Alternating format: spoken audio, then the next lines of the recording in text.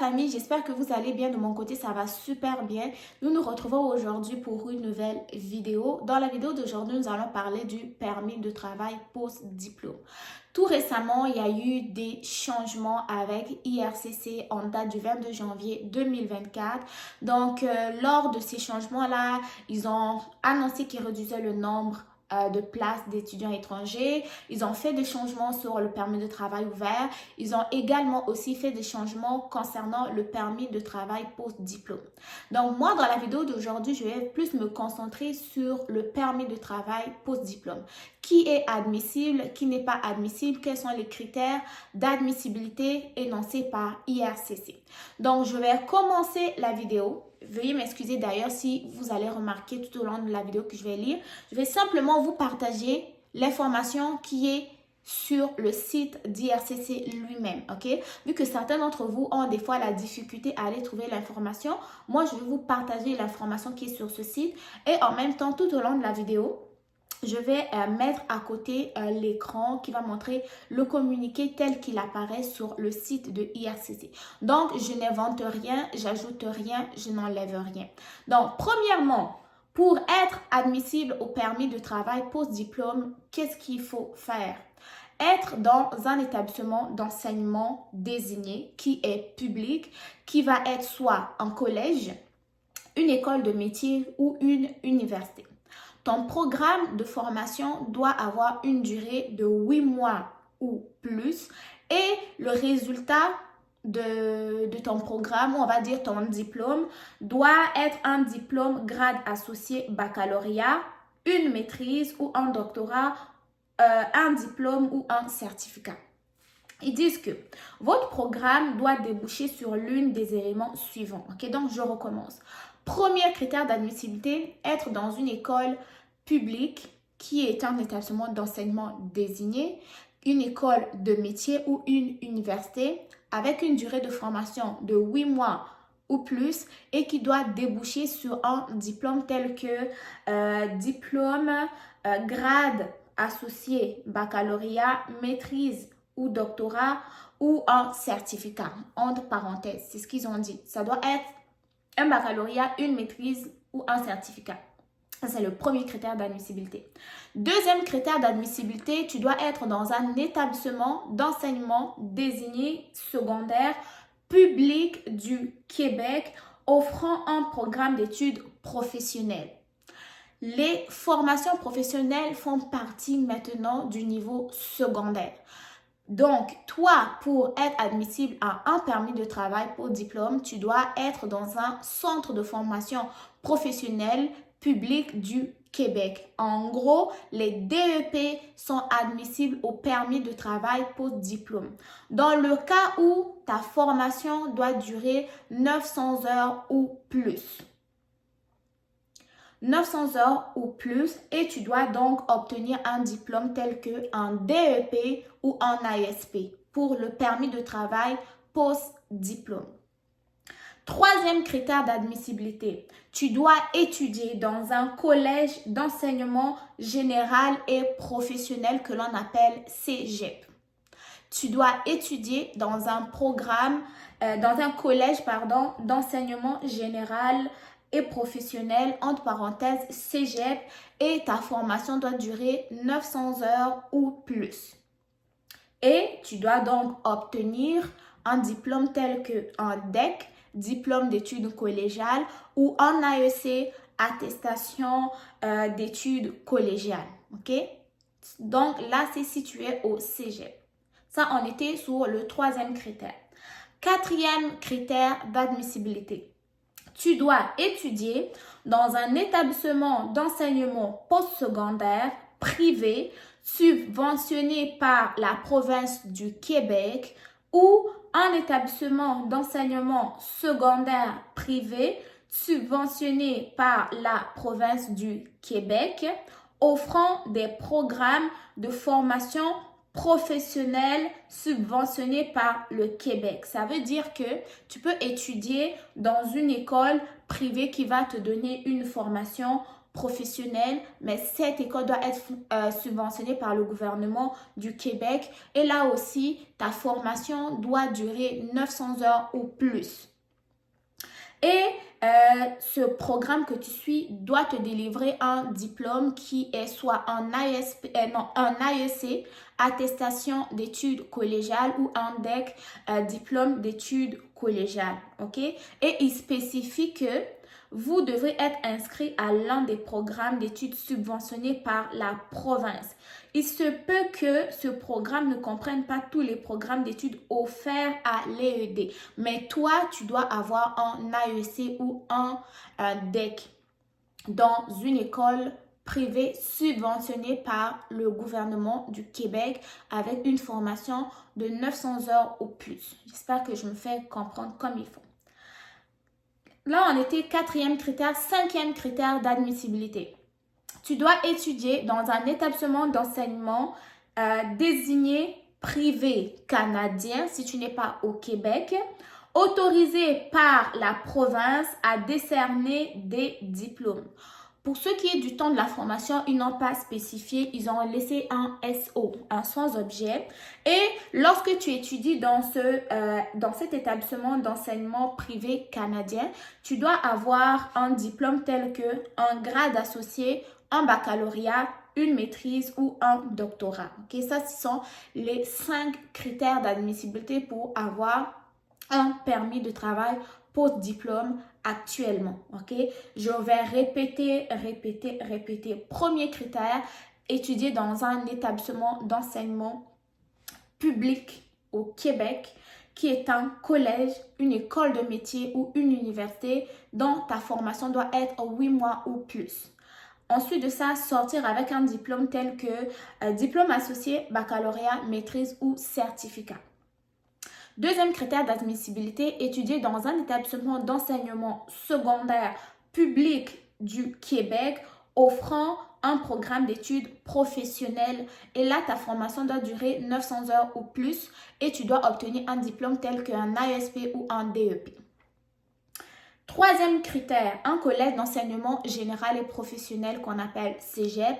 Ta formation doit durer 900 heures ou plus et tu dois obtenir un diplôme tel qu'un DEC ou un AEC.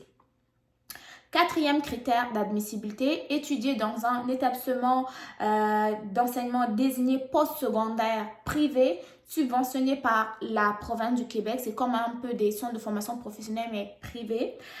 Ou un établissement d'enseignement secondaire privé subventionné par la province du Québec offrant des programmes de formation professionnels subventionnés par le Québec. OK? Donc, il faut vraiment que ce soit subventionné par le Québec, toujours le Québec, pas un établissement privé qui offre la formation professionnelle mais subventionné par une autre province. Non. Québec. Et ta durée de formation doit être de 900 heures et plus et obtenir un AESP ou un DEP. Dernier critère, être dans un établissement d'enseignement désigné privé canadien autorisé par la province à décerner des diplômes. Donc, par exemple, tu es en Ontario, dans une école privée, tu fais une formation professionnelle, mais cette école-là, il faut qu'elle soit autorisée par la province de l'Ontario à décerner des diplômes, quoi, ok? Donc, c'est pas l'école elle-même qui va décerner des diplômes elle-même sans pour autant être autorisée par la province, ok? Et là, la durée de formation n'est pas précisée. Et tu dois par contre obtenir un diplôme qui est soit un grade associé, un baccalauréat, une maîtrise ou un doctorat. Maintenant, pour les étudiants qui sont en maîtrise, sachez qu'en date du 15 février 2024 dernier, sachez que vous pourrez obtenir un permis de travail post-diplôme de 3 ans, même si votre durée de formation est de 2 ans. N'est-ce pas merveilleux?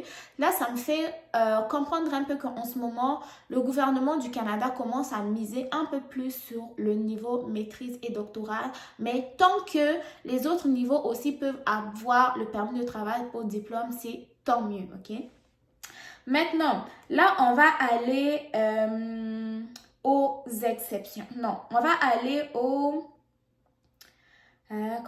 exceptions aux critères d'admissibilité, ok? Donc, qui n'est pas admissible à un permis de travail post-diplôme. Là, j'ai dit ce que vous deviez faire pour être admissible. Là, maintenant, je vais faire une petite partie pour parler des personnes qui ne sont pas admissibles au permis de travail post-diplôme. Donc, premièrement, vous n'êtes pas admissible à un permis de travail post-diplôme si vous avez obtenu un permis d'études qui a expiré plus de 180 jours avant la présentation de la demande.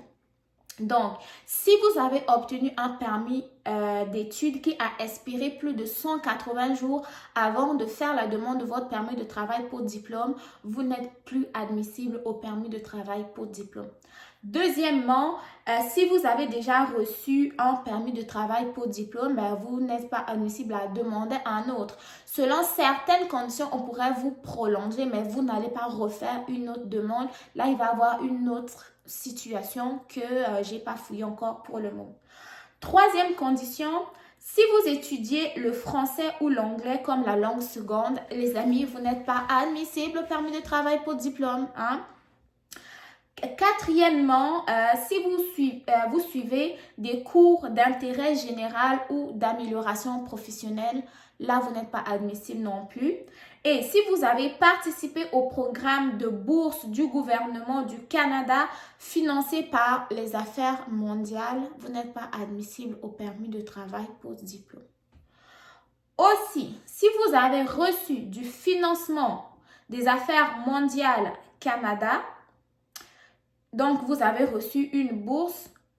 Si vous avez reçu une bourse au Canada, vous êtes toujours admissible au permis de travail pour diplôme, ok? Donc, si vous n'avez pas reçu une bourse, mais vous avez reçu un financement. Donc, bourse et financement, c'est différent. Si c'est une bourse, vous n'êtes pas admissible. Si c'est un financement, vous êtes admissible au permis de travail pour diplôme. Ils disent aussi que si vous avez obtenu une bourse d'études Canada-Chili pour l'égalité des chances, vous n'êtes pas admissible. Si vous avez participé au programme d'échange universitaire Canada-Chine, vous n'êtes pas admissible. Si vous avez participé au programme de bourse de l'Organisation des États américains, vous n'êtes pas admissible. Si vous avez terminé la plus grande partie d'un programme d'études par apprentissage à distance, vous n'êtes pas admissible. Donc, si vous avez commencé votre baccalauréat chez vous par Zoom et le reste des cours vous avez terminé en présentiel, vous n'êtes pas admissible au permis de travail post-diplôme. Si vous avez terminé un programme d'études dans un établissement non canadien situé au Canada, vous n'êtes pas admissible au permis de travail post-diplôme. Si vous avez suivi un cours ou un programme d'études dans un établissement d'enseignement désigné qui n'est pas admissible au permis de travail post-diplôme, vous n'êtes pas admissible au permis de travail post-diplôme. Cependant, cela comprend les programmes fournis au nom d'une institution admissible au permis de travail pour diplôme par l'accord de licence de programme privé. Donc, vous savez qu'il y avait certains établissements d'enseignement privé qui offraient des cours grâce à un partenariat qu'ils avaient fait avec des collèges publics, ok? Par exemple, je suis un établissement d'enseignement public, j'offre des cours en comptabilité et l'établissement privé inscrit des étudiants à ce cours-là. Il y avait comme une sorte de partenariat, en fait. Ces étudiants-là ne sont pas admissibles au permis de travail pour diplôme. Sont pas au permis de travail pour diplôme. Donc, c'est ça. C'est ça. Mais sinon, pour les autres, là, vous êtes admissible, ok? Donc, là, nous sommes à 13 minutes de vidéo. Déjà, je vous connais. Vous n'écoutez pas des longues vidéos. Je vous laisse ici pour le moment. Si vous avez besoin de plus d'informations ou vous voulez que je creuse un peu plus une section, une catégorie, laissez-moi savoir dans les commentaires. Mais si vous avez aimé l'information que je viens de vous apporter pour le moment, donc, n'oubliez pas de liker la vidéo pour aider au référencement. Partagez dans vos groupes WhatsApp, partagez dans vos groupes Telegram, sur TikTok, partagez partout. Juste vous rassurer que les DEC, le cégep, vous êtes admissible au permis de travail pour diplôme. Les centres de formation professionnelle, que tu fasses DEP, ASP, tant que ton programme d'études dure 9 100 heures et plus, tu es admissible au permis de travail pour diplôme. Et aussi pour les étudiants à la maîtrise. Si ton permis de travail pour diplôme, tu savais que ça allait durer 2 ans là, désormais tu peux avoir un permis de travail pour diplôme de 3 ans. Et ceux qui ne sont pas admissibles, c'est malheureusement les étudiants étrangers qui étudient dans des écoles privées ayant eu des partenariats avec des établissements d'enseignement à désigner public. Sachez que avec cet accord-là, vous n'êtes pas admissible au permis de travail post-diplôme. Mais les écoles privées subventionnées par le gouvernement du Québec, eux, ils sont admissibles au permis de travail post-diplôme. Ok, donc les amis, j'espère que cette nouvelle vous apporte quand même un peu de bonheur. Si tel est le cas, dites-le moi dans les commentaires. Si vous avez des questions dans les commentaires, moi je vous mettrai le lien en barre d'informations. N'hésitez pas à partager, à liker. N'oubliez pas de me suivre aussi sur Instagram, sur ma page Facebook. Allez me montrer un peu de force là et on reste en contact quoi. Donc j'attends vos suggestions. Je vais lire un peu dans les commentaires. S'il y a un sujet qui revient de plus en plus, je vais aller creuser là-dessus et vous apporter de l'information la plus précise possible. Donc, prenez soin de vous. Bon succès dans vos différentes démarches. On se dit à très très bientôt pour une nouvelle vidéo. Bye bye!